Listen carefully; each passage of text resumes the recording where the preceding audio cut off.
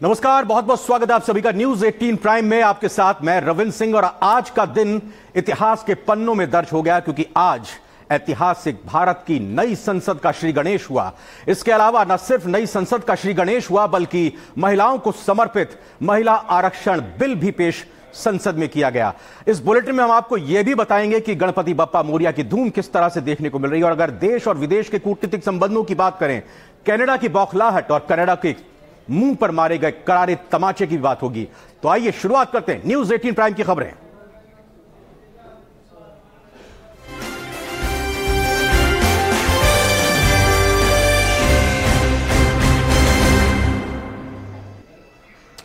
आज का दिन नई संसद का पहला दिन था। तमाम तरह के सवाल थे कि आज पहले दिन कौन सी मुख्य बातें होने जा रही हैं। वैसे कैबिनेट ने कल मोहर लगा दी थी महिला आरक्षण बिल पर और आज नई संसद में ऐतिहासिक बिल पेश हुआ। आज पूरे दिन किस तरह की सरगर्मी नई संसद में रही और प्रधानमंत्री मोदी ने क्या बातें रखी, इस पूरी खबर के जरिए देखने की कोशिश करते हैं। आज इस ऐतिहासिक मौके पर नए संसद भवन में सदन की पहली कार्यवाही के रूप में उस कार्यवाही के अवसर पर देश के इस नए बदलाव का आह्वान किया है और देश की नारी शक्ति के लिए सभी सांसद मिलकर के नए प्रवेश द्वार खोल दें, इसका आरंभ हम इस महत्वपूर्ण निर्णय से करने जा रहे हैं। देश में आज इतिहास बना है। नए संसद भवन में प्रवेश के साथ भारत ने एक ऐसे युग में प्रवेश करने की दिशा में कदम बढ़ाया जिसमें देश की महिलाओं को वो अधिकार मिलेगा जिसकी वो हकदार हैं। नए संसद भवन में सदन की पहली कार्यवाही में पीएम मोदी ने नारी शक्ति वंदन अधिनियम की घोषणा की। केंद्रीय कैबिनेट इसे पहले से ही पास कर चुका है और अब इसे लोकसभा में पेश किया गया है। इस बिल के पास हो जाने से संसद और विधानसभा में 1/3 सीटों पर महिलाओं के लिए आरक्षण रहेगा। विमेन लेड डेवलपमेंट के अपने संकल्प को आगे बढ़ाते हुए हमारी सरकार आज एक प्रमुख संविधान संशोधन विधेयक प्रस्तुत कर रही है। इस विधेयक का लक्ष्य लोकसभा और विधानसभाओं में महिलाओं की भागीदारी का विस्तार करने का है। नारी शक्ति वंदन अधिनियम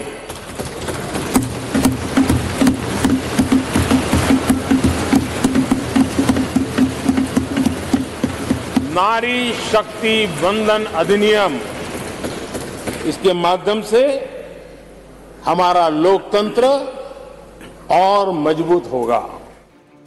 महिला आरक्षण बिल 1996 से ही अधर में लटका हुआ है। 27 सालों के दौरान कई बार महिलाओं को उनका अधिकार दिलाने की कोशिश हुई, लेकिन आरक्षण बिल पारित नहीं कराया जा सका। आइए जानते हैं महिला आरक्षण बिल पर अब तक क्या हुआ। 27 सालों का इंतजार। 1996 से अटका हुआ था महिला आरक्षण बिल। देवेगौड़ा सरकार ने संसद में पेश किया था। 1998 में वाजपेयी सरकार ने पेश किया बिल। वाजपेयी सरकार को विरोध का करना पड़ा सामना। 1999 और 2002 में भी बिल पास कराने की कोशिश। 2003-2004 में बिल पारित कराने की असफल कोशिश। यूपीए सरकार ने 2008 में राज्यसभा में किया पेश। 2010 को भारी बहुमत से पारित हुआ महिला आरक्षण बिल। बीजेपी, वाम दलों ने बिल का किया समर्थन। आरजेडी और सपा ने किया था विरोध। यूपीए सरकार में शामिल थे दोनों ही दल। सरकार जाने के डर से कांग्रेस ने पीछे खींचे हाथ। यूपीए सरकार ने लोकसभा में नहीं पेश किया बिल। उसे पार कराने के लिए आंकड़े नहीं जुटा पाए और उसके कारण वो सपना अधूरा रह गया। महिलाओं को अधिकार देने का, महिलाओं की शक्ति का उपयोग करने का वो काम शायद ईश्वर ने ऐसे कई पवित्र काम के लिए मुझे चुना है।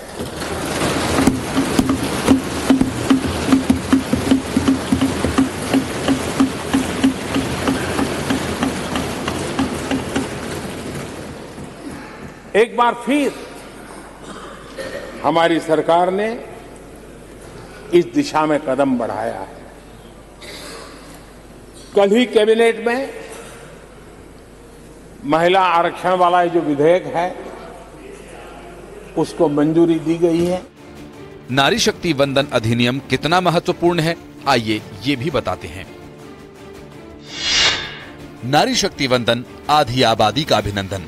लोकसभा और विधानसभाओं में 33% आरक्षण। लोकसभा में 181 हो जाएगी महिला सांसदों की संख्या। 15 साल के लिए लागू किया जाएगा आरक्षण। भविष्य में संसद बढ़ा सकती है आरक्षण की अवधि। जनगणना और परिसीमन के बाद लागू किया जाएगा आरक्षण। 2024 के लोकसभा चुनावों के बाद लागू हो सकता है आरक्षण। कानून मंत्री ने लोकसभा में पेश किया विधेयक। महिला आरक्षण बिल पर देश भर में खुशी की लहर है। आम से लेकर खास तक सभी महिलाएं इसे ऐतिहासिक बता रही हैं। मैं इतना ही कहूंगी कि नव भवन में नव संकल्प के साथ गणेश उत्सव के शुभ अवसर पर प्रधानमंत्री मोदी जी का विशेष आभार और अभिनंदन। क्योंकि इसकी बहुत बड़ी एक्सरसाइज होती है।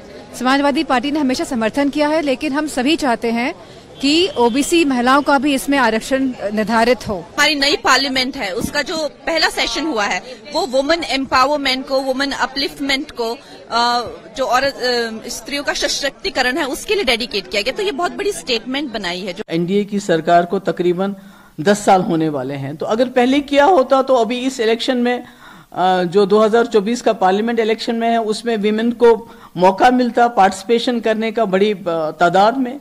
मगर चलिए, देर आए दुरुस्त आए, अच्छी बात है। देश की आधी आबादी को उनका हक देने के लिए केंद्र सरकार ने बड़ी पहल की है। कांग्रेस इसका विरोध तो नहीं कर रही, लेकिन श्रेय भी नहीं दे रही है। ये मुद्दा सियासत का है भी नहीं। महिलाएं देश की प्रगति में अपनी भूमिका निभा रही हैं। उन्हें देश चलाने का अधिकार भी होना चाहिए। नारी शक्ति वंदन अधिनियम उन्हें यह अधिकार देगा। Bureau report, news 18। तो महिला आरक्षण पर पेश किए गए बिल को लेकर महिलाओं में खासा उत्साह देखने को मिल रहा है। खुशी की लहर एक तरह से कहें कि देश के हर ओर देखने को मिल रही है। और कंगना रनौत जो कि बॉलीवुड की एक्ट्रेस हैं और लगातार तात्कालिक मुद्दों पर, सामाजिक मुद्दों पर, देश के गंभीर मामलों पर वो अपनी राय रखने से कभी पीछे नहीं हटती हैं। बेबाकी से अपनी बातों को रखती हैं। न्यूज़ 18 ने उनसे खास बातचीत की। क्या कुछ कंगना रनौत का कहना है वो सुनते हैं। हमारे साथ हैं बॉलीवुड की मशहूर अभिनेत्री कंगना रनावत जी।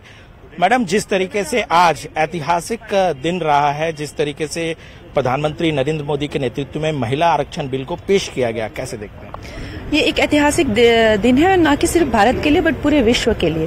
भारत को तो मैं कहती हूँ कि महिलाओं के मामले में कम पिछड़ा हुआ है। हमारे यहाँ पे शक्ति पूजा होती है, कन्या पूजा होती है और हमारे कई दिग्गज नेता रह चुकी हैं, प्रधानमंत्री तक रह चुकी हैं महिलाएं। लेकिन बाहर के देशों में तो वो भी देखने को नहीं मिलता। अमेरिका जैसे एक वर्ल्ड पावर में भी कभी कोई प्रेसिडेंट जो है वो वुमन नहीं रही और उनके पार्लियामेंट में इतने ज्यादा वुमेन हैं भी नहीं पार्टिसिपेट करने वाली। तो महिलाओं को हर जगह जो है कहीं ना कहीं फोर फ्रंट में नहीं आने दे गया है और इतिहास इसका गवाह है और इसमें कोई दो राय नहीं है। तो इस तरह का संरक्षण, सुरक्षा, आरक्षण जो है वो महिलाओं को प्रदान किया जाता है, तो वो एक मजबूत राष्ट्र की एक निशानी है। कनाडा या कहें कि जस्टिन ट्रूडो का आज पता चल गया होगा कि भारत से पंगा लेना कितना मुश्किल पड़ गया। दरअसल भारत की तरफ से आज बड़ा कदम उठाते हुए, बड़ी कार्रवाई करते हुए कनाडा के राजनयिक को कह दिया है 5 दिन के अंदर भारत छोड़ दें।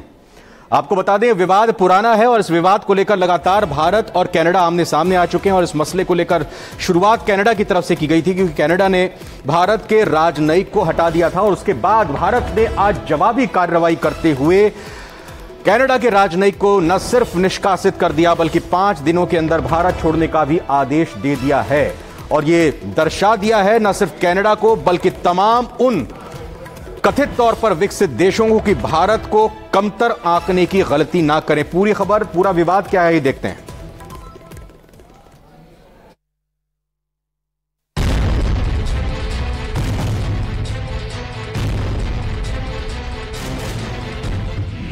ट्रूडो ने भारत पर गंभीर आरोप लगाया, आतंकी निज्जर की हत्या का शक जताया। भारत ने ट्रूडो को दिया करारा जवाब। सबूत न मिलने पर कनाडा बौखलाया। भारत और कनाडा के रिश्तों में दिन ब दिन खटास बढ़ती जा रही है। इसी बीच कनाडा के प्रधानमंत्री जस्टिन ट्रूडो ने आतंकवादी संगठन खालिस्तानी टाइगर फोर्स के प्रमुख आतंकी हरदीप सिंह निज्जर की हत्या को लेकर बड़ा बयान दे दिया है। न्यूज एजेंसी ANI ने कनाडा समाचार चैनल CBC के हवाले से बताया है कि जस्टिन ट्रूडो ने कहा है कि देश की सुरक्षा एजेंसियां भारत सरकार और खालिस्तानी आतंकी हरदीप सिंह निज्जर की हत्या के बीच कनेक्शन की जांच करने में जुटी है। राजधानी ओटावा में हाउस ऑफ कॉमन्स को संबोधित करते हुए जस्टिन ट्रूडो ने कहा, कनाडा की सुरक्षा एजेंसियां भारत सरकार और निज्जर की हत्या के बीच संभावित कड़ी के आरोपों की तेजी से जांच कर रही है। Over the past number of weeks, Canadian security agencies have been actively pursuing credible allegations of a potential link between agents of the government of India and the killing of a Canadian citizen, Hardeep Singh Nijjar. इतना ही नहीं, कनाडाई संसद को संबोधित करते हुए Trudeau ने यह भी कहा कि कनाडा के नागरिक की उसी की सरजमी पर हत्या में किसी अन्य देश या विदेशी सरकार की संलिप्तता बर्दाश्त नहीं की जाएगी। यह हमारी संप्रभुता का उल्लंघन है, जिसको बिल्कुल स्वीकार नहीं किया जा सकता है। Any involvement of a foreign government in the killing of a Canadian citizen on Canadian soil is an unacceptable violation of our sovereignty. It is contrary to the fundamental rules by which free, open and democratic societies conduct themselves. Trudeau के इन आरोपों पर भारत ने करारा जवाब दिया है। विदेश मंत्रालय ने एक बयान जारी करके कनाडा के सभी आरोपों को खारिज कर दिया है। विदेश मंत्रालय की तरफ से कहा गया है कि भारत कनाडा के आरोपों को खारिज करता है। हमने उनकी संसद में कनाडा के प्रधानमंत्री के बयान को देखा है और उनके विदेश मंत्री के बयान को भी खारिज किया है। कनाडा में हिंसा के किसी भी काम में भारत सरकार की भागीदारी के आरोप बेतुके और प्रेरित हैं। विदेश मंत्रालय ने आगे कहा है कि इस तरह के निराधार आरोप खालिस्तानी आतंकवादियों और चरमपंथियों से ध्यान हटाने की कोशिश करते हैं, जिन्हें कनाडा में आसरा दिया गया है और जो भारत की संप्रभुता और क्षेत्रीय अखंडता के लिए खतरा बने हुए हैं। इस मामले पर कनाडा की सरकार की निष्क्रियता लंबे समय से और लगातार चिंता का विषय रही है। कनाडा की राजनीतिक हस्तियों का ऐसे तत्वों के प्रति खुले तौर पर सहानुभूति जाहिर करना गहरी चिंता का विषय बना हुआ है। कनाडा में हत्या, मानव तस्करी और संगठित अपराध समेत कई अवैध गतिविधियों को दी गई जगह कोई नई बात नहीं है। बता दें कि खालिस्तानी आतंकी हरदीप सिंह निज्जर आतंकी संगठन खालिस्तान टाइगर फोर्स यानी कि KTF का चीफ था और वो कनाडा में रहकर लंबे समय से पंजाब में खालिस्तानी मूवमेंट को हवा दे रहा था। और इसी साल 18 जून को कनाडा के ब्रिटिश कोलंबिया में अज्ञात हमलावरों ने गोली मारकर निज्जर की हत्या कर दी थी, जिसके बाद से ही भारत और कनाडा के बीच अनबन हो गई थी। हालांकि इन मुद्दों को लेकर PM मोदी ने G20 की बैठक के दौरान ट्रूडो को सख्त संदेश दिया था और भारत विरोधी तत्वों पर कार्रवाई करने के कड़े संदेश दिए थे। लेकिन अब एक बार फिर से कनाडाई संसद में ट्रूडो ने यह विवादित बयान देकर विवाद को और बढ़ा दिया है। Bureau report, news 18। राजस्थान के राज्यपाल कलराज मिश्र ने आज राष्ट्रपति भवन में राष्ट्रपति द्रौपदी मुर्मू से मुलाकात की। इस मुलाकात को शिष्टाचार भेंट के तौर पर देखा जा रहा है और इस बीच कलराज मिश्र ने मुलाकात करते के दौरान अपने द्वारा लिखी गई पुस्तक राष्ट्रपति को भेंट की। शिक्षा की संस्कृति, ये उनकी तरफ से लिखी गई पुस्तक जो हाल ही में प्रकाशित हुई है और इसके अलावा उन्हीं के कार्यकाल में 4 साल पर प्रकाशित संविधान संस्कृति की उज्जवल राहें की प्रतियां राष्ट्रपति को भेंट की। वहीं राष्ट्रपति ने राज्यपाल कलराज मिश्र के सृजन सरोकारों की सराहना की।